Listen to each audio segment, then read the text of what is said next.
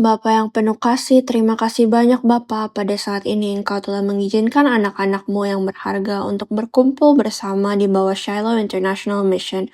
Dan meskipun tidak semua orang dapat berkumpul di sini secara fisik, namun dengan berkat teknologi dan anugerah-Mu, Engkau telah memberikan waktu ini untuk kami dapat bersekutu dalam roh dengan mempelajari firman-Mu.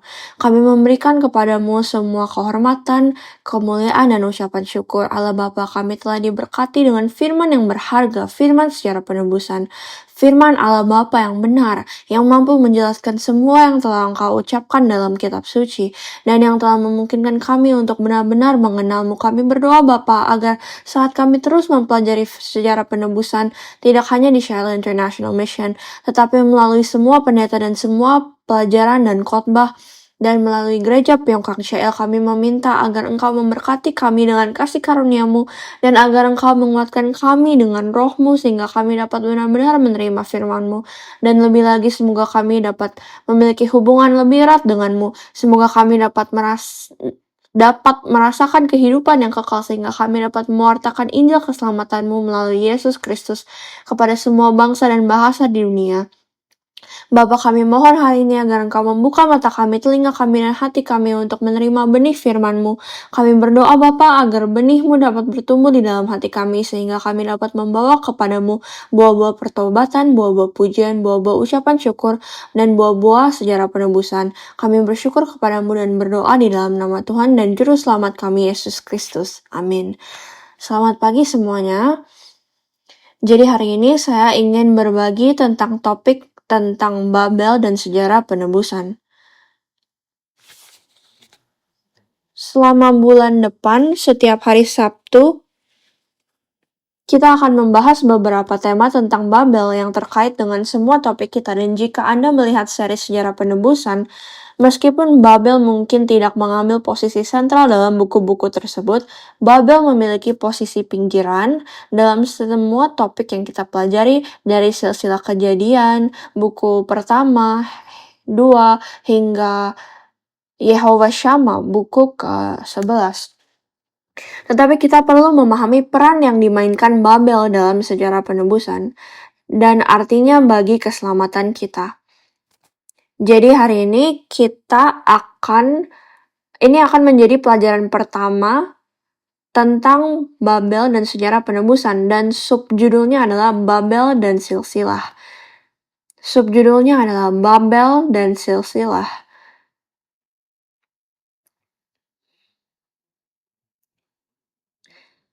Oke, jadi mari kita baca bersama-sama ayat pembukaan kita yang diambil dari Kejadian pasal 5 ayat 1. Mari kita baca bersama, mulai.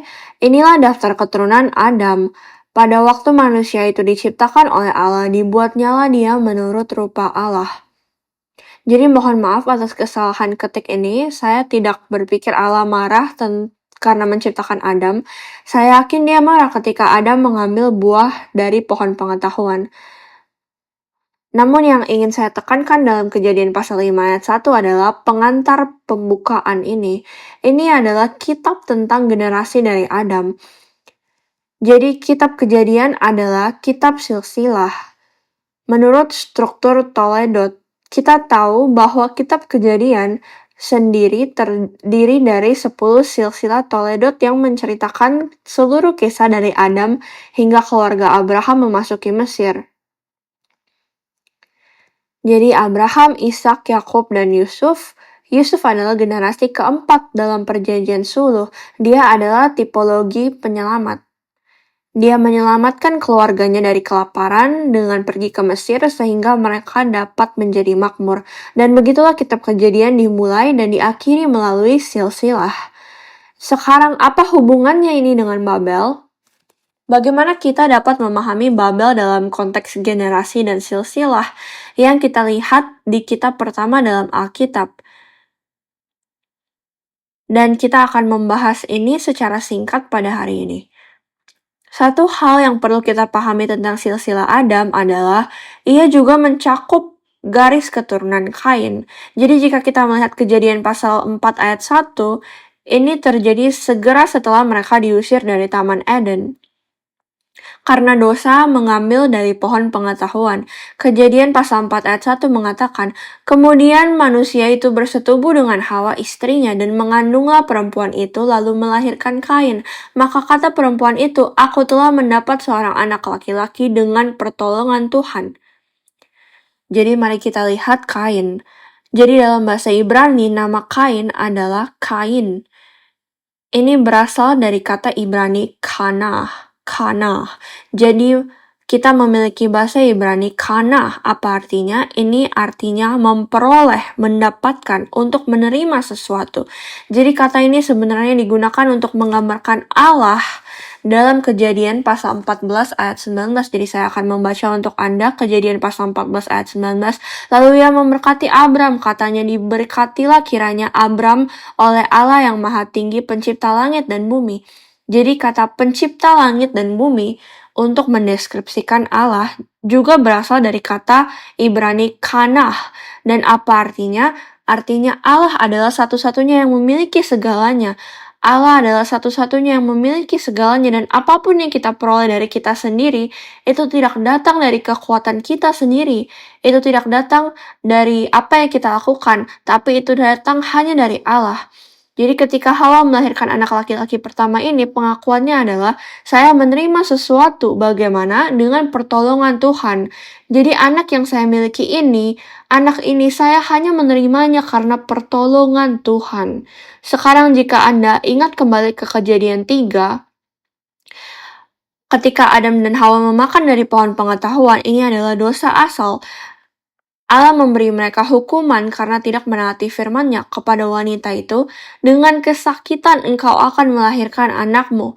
Sekarang, dia tidak mengatakan ini secara langsung kepada wanita itu. Jika Anda melihat di Kejadian pasal 3 ayat 14, Allah sebenarnya berbicara kepada ular. Dan ketika dia memberikan kutukan ini, ketika Allah memberikan hukumannya, penghakiman Allah juga mencakup kasih karunia-Nya, janji keselamatannya. Dalam Kejadian pasal 3 ayat 15 dikatakan, aku akan mengadakan permusuhan antara engkau dan perempuan ini, antara keturunanmu dan keturunannya. Keturunannya akan menemukan kepalamu dan engkau akan menemukan tumitnya. Jadi Adam dan Hawa, mereka mendengar penghakiman Allah, tetapi janji dari benih perempuan ini, mereka berpegang pada janji ini dengan berkata, meskipun kita telah dihakimi, Allah masih memberikan kita kasih karunia untuk menyelamatkan kita. Dan karena pertolongan Tuhan, kita memiliki anak laki-laki ini. Jadi ini adalah pengakuan Hawa. Akan tetapi, kita tahu bahwa Kain menjadi seorang pembunuh. Garis keturunannya adalah garis keturunan korupsi. Ini adalah garis keturunan pembunuhan dan kematian dan keegoisan, di mana mereka bersenang-senang dalam dosa mereka sendiri, dalam kejahatan mereka sendiri, dan inilah masalah dari manusia. Dan ini sebenarnya adalah akar dari masalah dari Babel rohani. Kita merasa kita dapat memperoleh hal-hal dari kekuatan kita sendiri, kita dapat memperoleh hal-hal dari kemampuan kita sendiri, kita dapat memperoleh hal-hal dari apa yang kita lakukan, usaha kita sendiri. Dan pada akhirnya ini menjadi penyembahan berhala. Mengapa? Karena Allah adalah pemilik surga dan bumi. Segala sesuatu berasal darinya. Tetapi kita sebagai manusia yang rusak, merasa kita telah melakukan hal-hal untuk diri kita sendiri. Kita merasa kita bisa melakukan hal-hal untuk diri kita sendiri. Ini adalah gagasan yang menyatakan kita dapat melakukannya sendiri, yang adalah masalah yang dibawa Babel ke kehidupan iman kita. Jadi ketika Anda melihat konsekuensi Kain di Kejadian pasal 4, di sini diceritakan kisah tentang bagaimana Kain membunuh Habel. Dan Allah berkata, baiklah, kamu telah membunuh adikmu. Allah memberinya kesempatan untuk bertobat. Jadi Allah berkata, baiklah, kamu tidak akan mendapat lagi menghasilkan buah dari tanah itu. Kain meratap tentang hal itu, tetapi Allah berkata, baiklah, akan ada tanda padamu sehingga tidak seorang pun akan membunuhmu. Dan kemudian Kain melarikan diri dari hadirat Allah, dan apa yang dilakukannya di Kejadian pasal 4 ayat 16. Dia pergi, dia menetap di tanah yang disebut Nod di ayat 17. Dia menikah dan melahirkan seorang putra, Henok. Dan apa yang dilakukannya? Dia membangun sebuah kota. Jadi Kejadian pasal 4 ayat 16-17, kita dapat melihat bahwa setelah Kain meninggalkan hadirat Allah, dia membangun sebuah kota sendiri. Dan apa namanya? Ia menamainya Henok, seperti nama anaknya sendiri. Jadi ingat cerita ini, kita akan membahasnya lagi setelah ini. Karena cerita ini ada hubungannya dengan kemunculan pertama Babel dalam Alkitab. Jadi jika Anda lihat Kejadian pasal 10 ayat 8-10, jadi ini setelah air bah, ia berbicara tentang keturunan Nuh. Dan dalam garis keturunan Ham, seperti yang Anda tahu, Ham adalah garis keturunan yang dikutuk karena anak dari Ham, Kanaan tidak menghormati ayahnya, Nuh. Atau Ham tidak menghormati ayahnya Nuh, dan Kanaan menerima kutukan. Tetapi dalam garis keturunan Ham ini, kita melihat tokoh yang menarik di Kejadian pasal 10 ayat 8-10. Di sini Kush menjadi ayah Nimrod, dan dia menjadi orang yang perkasa di bumi. Jadi kita diperkenalkan dengan Nimrod. Dan dalam ayat 10, mari kita buka ayat 10. Awal dari kerajaan Nimrod itu ada di mana? Babel. Babel dan Erek dan Akkad dan Kalneh. Di mana? Di tanah Sinear. Jadi Sinear muncul beberapa kali dalam sejarah penebusan. Kita akan melihatnya lebih lanjut di bulan ini, tetapi ketika Anda melihat Sinear, Anda perlu mengasosiasikannya dengan Babel. Dan kata Babel ini adalah kata yang digunakan untuk kerajaan Babel dalam Alkitab Ibrani. Jadi di buku pertama dijelaskan bahwa Nimrod sebenarnya adalah pemimpin orang-orang korup yang membangun menara Babel. Dan kisah menara Babel ini kita dapat melihatnya di Kejadian pasal 11 ayat 1-9. Dan ada beberapa hal yang ingin saya bahas di sini yang seharusnya sudah tidak asing lagi bagi kita. Jadi jika kita ingat kisah Kain, Kejadian pasal 11 ayat 2, maka berangkatlah mereka ke sebelah timur dan menjumpai tanah datar di tanah Sinear, lalu menetaplah mereka di sana. Lalu di ayat 4, marilah kita dirikan bagi kita sebuah kota dan marilah kita cari nama. Jadi ingat hal-hal ini. Jadi tentang apakah Babel itu? Babel adalah tentang diri kita sendiri. Babel itu tentang apa? Babel tentang diri kita sendiri, kebohongan, penyembahan berhala, bahwa ada sesuatu selain Allah di mana kita dapat memperoleh sesuatu untuk diri kita sendiri.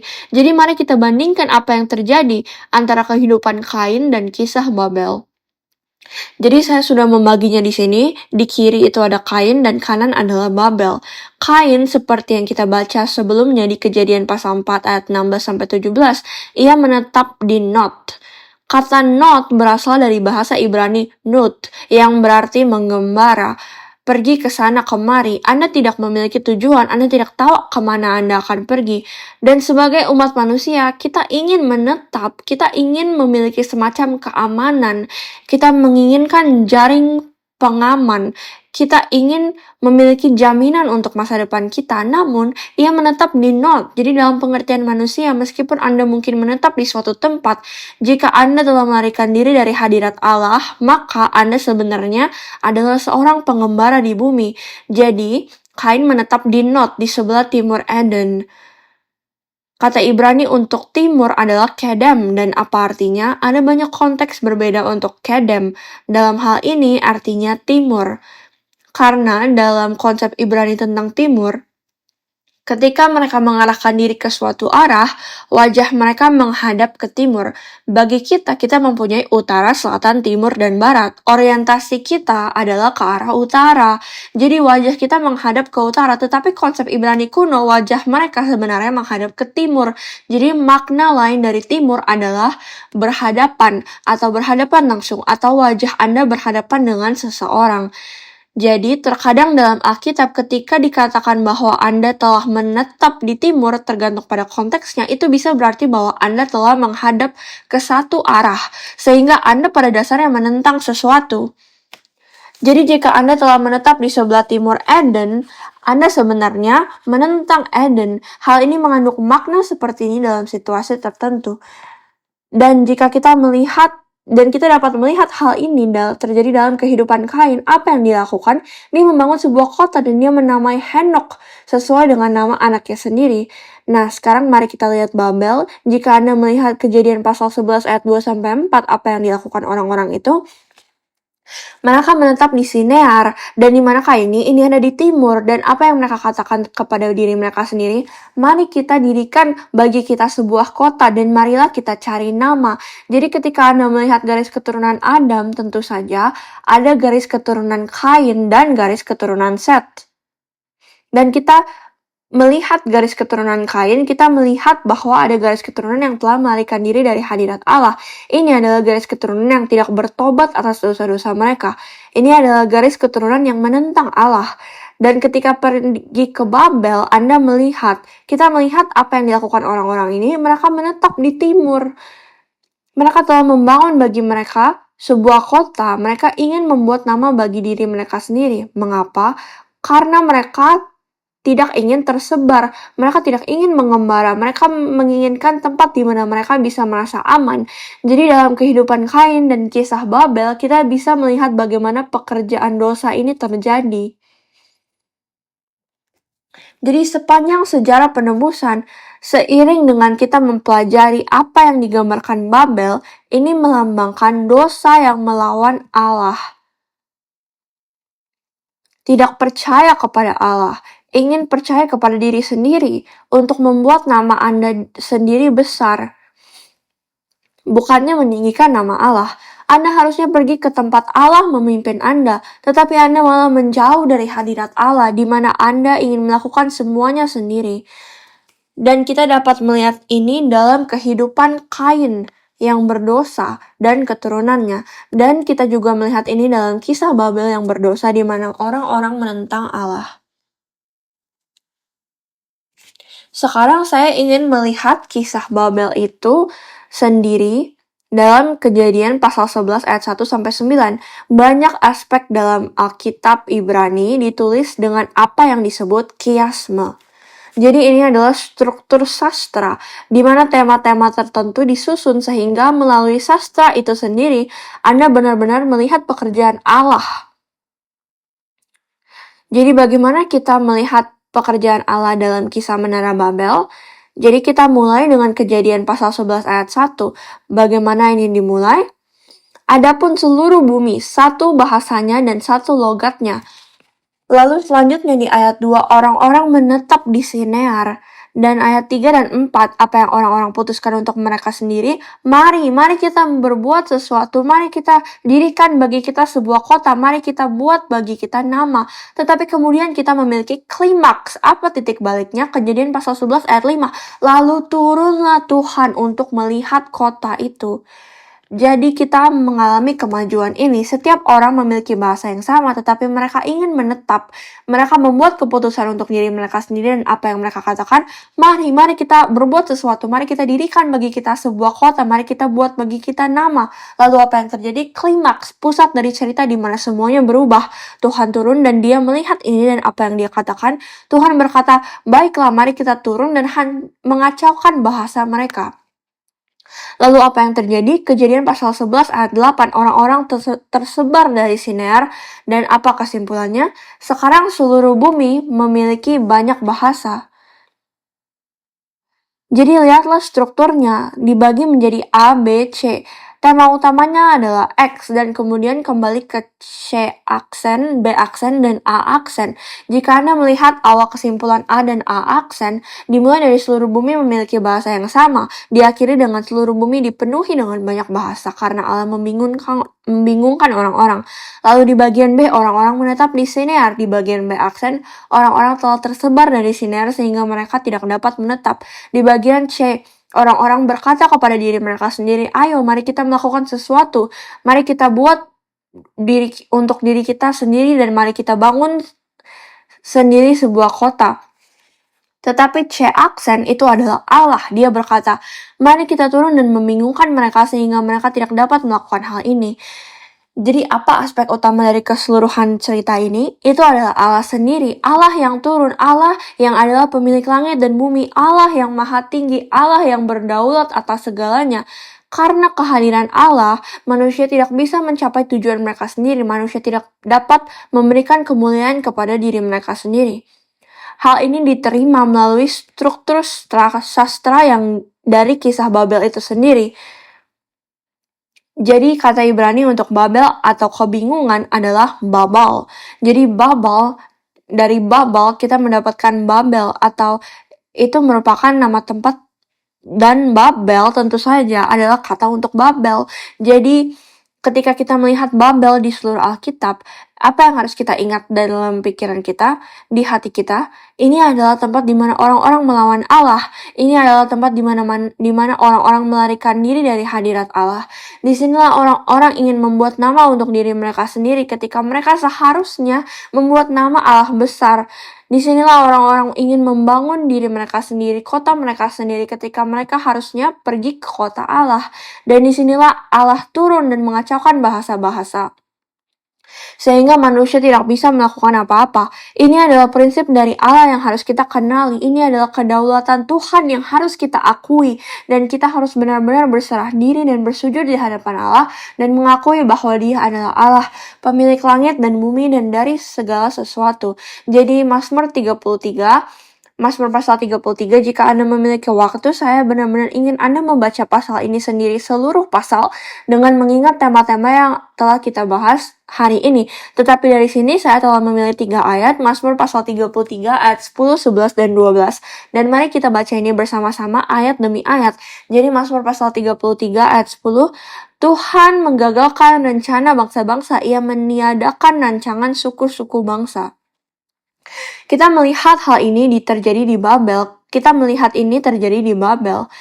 Semua bangsa dari mana mereka menyebar, mereka frustasi karena rencana mereka dibatalkan. Mereka tidak bisa berbuat apa-apa. Mazmur pasal 33 ayat 11, tetapi rencana Tuhan tetap selama-lamanya. Rancangan hatinya turun-temurun. Jadi kita tidak bisa mempercaya rencana bangsa-bangsa. Kita tidak bisa mempercaya rencana orang-orang. Siapa yang harus kita percaya? Kita harus percaya kepada Tuhan dan rencana Tuhan. Dan rencana ini adalah selamanya. Dan kemana arahnya? Ingat ini. Rencana ini berjalan dari generasi ke generasi. Rencana ini mengalir melalui generasi-generasi. Apa artinya rencana ini mengalir melalui silsilah? Dan ayat 12, berbahagialah bangsa-bangsa yang Allahnya ialah Tuhan, suku bangsa yang dipilihnya menjadi miliknya sendiri. Di sini kalian lihat, bangsa yang percaya kepada Allah itulah bangsa yang diberkati. Keluarga dan generasi serta silsilah yang berasal dari bangsa itu memiliki rencana Tuhan yang akan bertahan selamanya.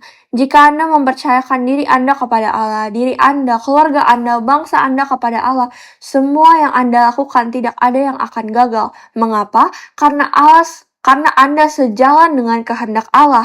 Dan kita perlu mengajarkan ini melalui generasi-generasi. Kita perlu mengajar mereka melalui silsilah. Ketika kita melihat Mazmur pasal 33 ayat 12, berbahagialah bangsa yang Allahnya ialah Tuhan, suku bangsa yang dipilihnya menjadi miliknya sendiri. Ini adalah tema sepanjang sejarah penebusan dan kita akan melihat dalam satu aspek melalui Abraham saat kita menyimpulkan hari ini. Kejadian pasal 18 ayat 18-19, bukankah sesungguhnya Abraham akan menjadi bangsa yang besar serta berkuasa, dan oleh dia segala bangsa di atas bumi akan mendapat berkat? Mari kita lihat kembali Mazmur pasal 33 ayat 12, berbahagialah bangsa yang Allahnya ialah Tuhan, suku bangsa yang dipilihnya. Dan dikatakan bahwa Abraham dipilih, bahwa melalui dia bangsa-bangsa akan diberkati. Ayat 19, sebab aku telah memilih dia supaya diperintahkannya kepada anak-anaknya dan kepada keturunannya, ini generasi ke generasi, supaya tetap hidup menurut jalan yang ditunjukkan Tuhan dan melakukan kebenaran dan keadilan, dan supaya Tuhan memenuhi kepada Abraham apa yang dijanjikannya kepadanya. Apakah ini bukan rencana Tuhan? Diberkatilah bangsa-bangsa yang telah dipilih Tuhan. Dikatakan di sini dalam Kejadian bahwa Allah telah memilih Abraham. Mengapa? Karena dia akan mengajar generasi demi generasi tentang rencana Tuhan. Jadi kita telah melihat perjanjian Allah dengan Abraham. Saya hanya memilih satu ayat untuk meng-highlight apa yang kita bicarakan hari ini. Kejadian pasal 17 ayat 7. Aku akan mengadakan perjanjian antara aku dan engkau serta keturunanmu turun-temurun menjadi perjanjian yang kekal supaya aku menjadi Allahmu dan Allah keturunanmu. Oke, jadi lihat ayat ini. Ini adalah perjanjian Allah dengan Abraham. Ditetapkan Allah antara aku dan kamu. Mengapa? Supaya aku menjadi Allahmu dan Allah keturunanmu menjadi Allahmu, supaya kamu menjadi umatku. Ini akan selama-lamanya, kekal. Ini sepanjang generasimu. Sekarang kembali ke Mazmur pasal 33 ayat 11. Tetapi rencana Tuhan tetap selama-lamanya, rancangan hatinya turun-temurun. Jadi kita dapat melihat bahwa saat kita melihat janji-janji yang diberikan kepada Abraham, perjanjian yang diberikan kepada Abraham, dan kita akan lihat ini lagi minggu depan, Abraham dipanggil keluar dari tanah Babel. Jadi ingat itu untuk minggu depan. Abraham membawa perjanjian kekal Allah. Allah membuat perjanjian ini dengan Abraham. Ini yang membedakan dari apa yang terjadi di Babel, penyembahan berhala Babel. Dari sana Abraham dipanggil keluar sehingga dia dan keluarganya generasi setelahnya akan membawa perjanjian kekal, rencana Allah yang kekal, dan pasti akan digenapi sepanjang sejarah penebusan. Ini adalah kontras antara benih janji, garis janji, silsilah janji yang membawa perjanjian Allah, dan garis kain atau siapapun yang menentang rencana Allah. Dan inilah yang dilambangkan oleh Babel, menentang rencana dan kehendak Allah. Jadi sebagai kesimpulan, Babel menunjukkan pentingnya berada dalam silsilah yang benar, dan kita akan menggunakan contoh Yoktan dalam hal ini. Sekarang ada banyak hal yang bisa dikatakan tentang Yoktan, namun hanya ada satu hal yang ingin saya fokuskan. Jadi kisah Yoktan ada di Kejadian pasal 10 ayat 25 sampai 30. Dalam Kejadian pasal 10 ayat 21 dimulai dari garis keturunan Sem. Dalam ayat 24 kita melihat Eber. Tentu saja Eber ada dalam silsilah. Dia memisahkan dirinya sendiri dari orang-orang yang membangun menara Babel. Ia menyeberangi sungai untuk mendirikan kerajaan Ebla, untuk mengajarkan firman Allah kepada orang-orang. Dan anak-anak Eber adalah Peleg, yang sayangnya mereka ikut serta dalam pembangunan menara Babel. Tetapi siapa yang tidak ikut melakukan itu? Anak Eber yang lain adalah Yoktan. Dan apa yang dikatakan tentang Yoktan? Dalam ayat 30, mari kita fokus pada ayat 30.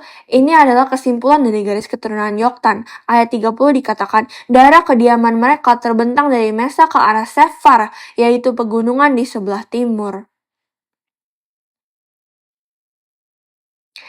Dan Sefar ini adalah yang ingin saya fokuskan sekarang. Keluarga Yoktan, mereka juga menetap. Mereka juga berada di timur, tetapi konteks menetap dan konteks timur di sini sangat-sangat berbeda dari situasi Kain dan situasi Menara Babel. Mengapa? Karena di sini mereka menuju ke arah Sefar.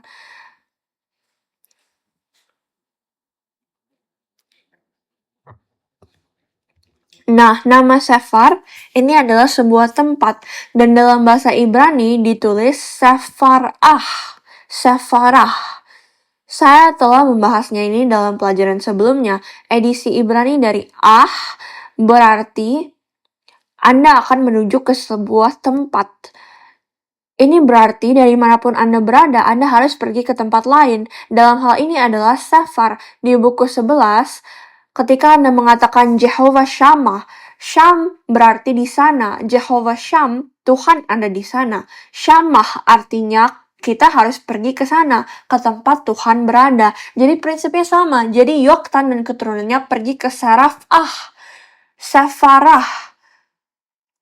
Mereka pergi menuju Sefar. Jadi apa artinya Sefar? Ini adalah tempat bernama Sefar yang berasal dari kata Ibrani Sefer. Itu terdengar familiar bagi Anda kan? Di Kejadian pasal 5 ayat 1 ayat pembacaan kita tadi, ini adalah Sefer Toledot. Ini adalah kitab generasi.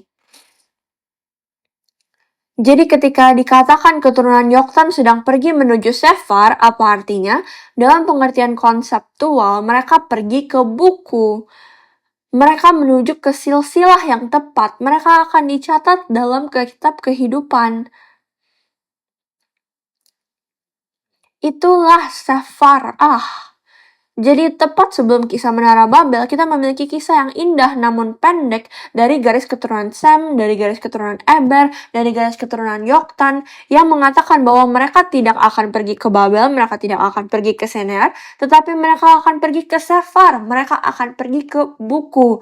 Jadi meskipun garis keturunan Yoktan tidak dijelaskan secara rinci dalam kisah di Alkitab, kita tahu dari silsilah ini bahwa mereka tercatat dalam kitab silsilah. Mengapa? Karena mereka pergi ke arah kitab itu, mereka pergi ke Sefar.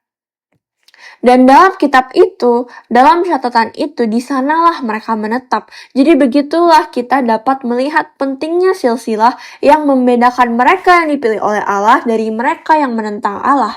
Ini juga membedakan mereka yang ada di dalam kitab silsilah dari mereka yang berpartisipasi dalam pekerjaan Babel yang jahat dan penuh dosa yang menentang Allah.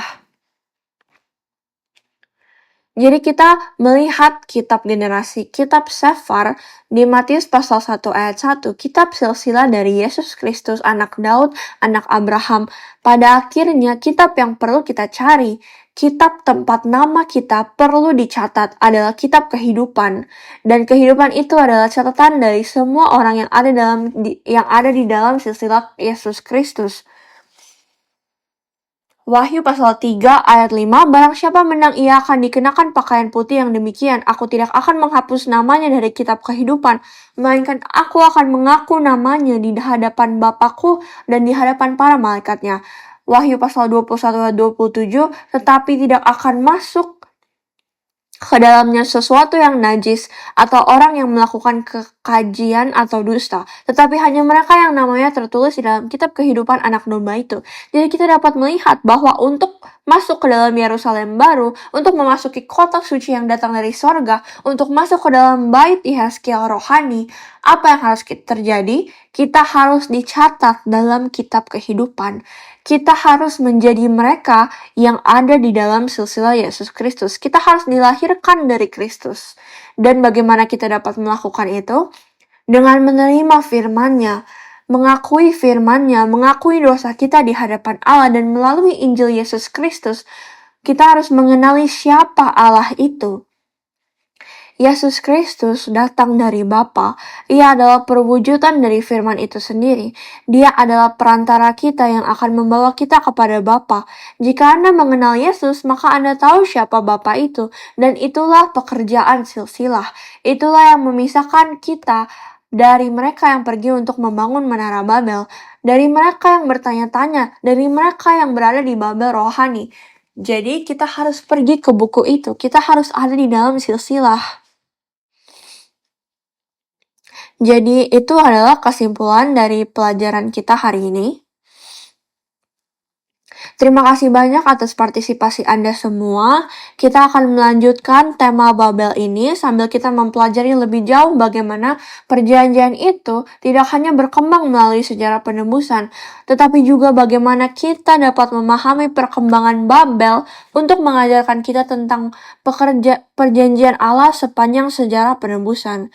Jadi harapan dan doa saya adalah agar kita semua, semoga kita dicatat dalam garis keturunan Adam, dalam garis keturunan Sem, dan dalam garis keturunan Eber, dan semoga kita semua menjadi seperti keluarga Yoktan yang pergi ke arah kitab itu, dan dengan melakukannya, semoga kita bisa mengenali Yesus Kristus.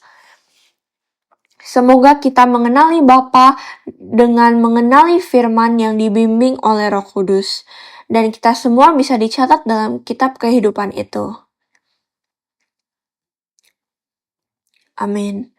Jadi mari kita tutup dengan doa dan kita akan mengakhiri dengan doa Bapa kami. Bapa kami sangat berterima kasih kepadamu meskipun kami berada di dalam Babel rohani. Engkau telah memanggil kami keluar. Engkau telah mengizinkan kami untuk pergi ke kota suci-Mu. Engkau telah mengizinkan kami untuk pergi ke Sefar, sehingga kami dapat dicatat dalam kitab kehidupan yang diberkati dan yang akan memberi kami akses ke bait suci-Mu yang sejati. Kami berdoa Bapa, jika ada sesuatu di dalam hati kami yang menantang-Mu, jika kami telah mengandalkan kekuatan kami sendiri, Jika kami telah mengandalkan kemampuan kami sendiri, jika kami telah mencari ketenaran kami, jika kami telah mencoba membuat nama untuk diri kami sendiri, mohon ampuni kami atas dosa dan kekejian ini di hadapan-Mu, Bapa. Kami berdoa, Bapa, agar melalui pengakuan garis keturunan Adam, melalui berkat Sam dan Eber, melalui contoh keluarga Yoktan, dan melalui berkat karena dipilih sebagai anak-anak Abraham, tolong bantu kami untuk memiliki keyakinan untuk berada dalam kitab kehidupan-Mu. Semoga kami hanya memandang kepadamu. Semoga kami tidak membangun kota kami sendiri, tetapi kami bisa pergi menuju ke kotamu. Dan Bapa, biarlah kami bisa mengakui hanya namamu. Hanya nama Yesus yang telah Engkau buat lebih besar daripada nama apapun dan dari semua ciptaan. Bantu kami agar bisa menjalani hidup kami dengan pengakuan ini. Dan semoga ini bisa menjadi fondasi agar kami dapat memahami sejarah penebusan, sehingga kami dapat mengenal Yesus Kristus dan kami dapat mengenal-Mu. Terima kasih Bapa, kami berdoa hanya dalam nama yang ada di atas segala nama, Yesus Kristus Juru Selamat kami. Amin. Bapa kami yang di dalam sorga, dikuduskanlah namamu, datanglah kerajaan-Mu, jadilah kehendak-Mu di bumi seperti di surga. Berikanlah kami pada hari ini makanan kami yang secukupnya, dan ampunilah kami akan kesalahan kami, seperti kami juga mengampuni orang yang bersalah kepada kami, dan janganlah membawa kami ke dalam percobaan, tetapi lepaskanlah kami daripada yang jahat, karena Engkau yang mempunyai kerajaan dan kuasa dan kemuliaan sampai selama-lamanya. Amin.